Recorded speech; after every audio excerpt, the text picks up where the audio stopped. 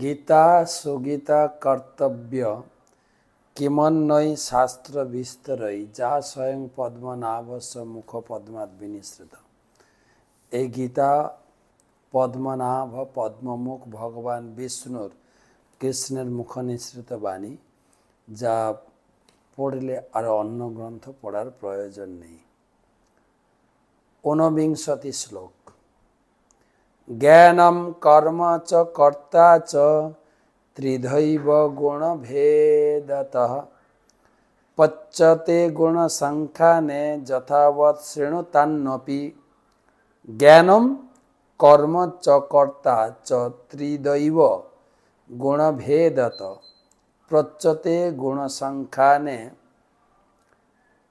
যথাবৎ শৃণুতান্নপি। প্রকৃতির তিনটি গুণ অনুসারে জ্ঞান, কর্ম ও কর্তা তিন প্রকার বলে কথিত হয়েছে। সেই সমস্ত আমার কাছ থেকে যথাযথ রূপে শ্রবণ করে। এর আগেও 17-17 অধ্যায়ে আলোচনা হয়েছে বিভিন্ন প্রকার যজ্ঞ, দান, কর্ম। তো ভগবান এখানে জ্ঞানের কথা বলছেন। তিন প্রকার জ্ঞান, সাত্ত্বিক জ্ঞান, রাজসিক জ্ঞান এবং তামসিক জ্ঞান বিস্তারিতভাবে বলবেন। তারপরে তিন প্রকার কর্মের কথা, তিন প্রকার কর্তার কথা বলবেন। তো এটাও জানা, জ্ঞান তো সবার আছে, কে কোন জ্ঞান দিয়ে কি কাজ করছে। হ্যাঁ, কায়দা করে কারো চুরি করছে, সেটাও একটা জ্ঞান। কিন্তু বুদ্ধি খাটিয়ে লোককে পাকে ফেলছে, সেটাও একটা জ্ঞান। তো বিভিন্ন, বর্তমান তো জ্ঞানের অভাব নেই, ঘরে বসে লোকে অনেক কিছু করছে।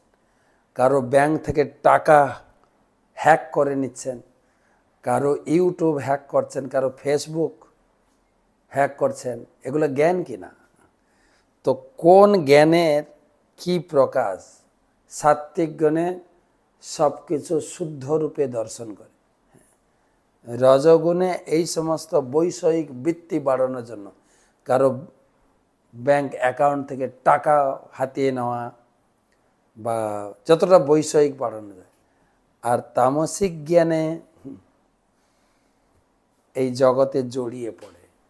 তো এই সমস্ত বিস্তারিত ভগবান পরে আলোচনা করবেন।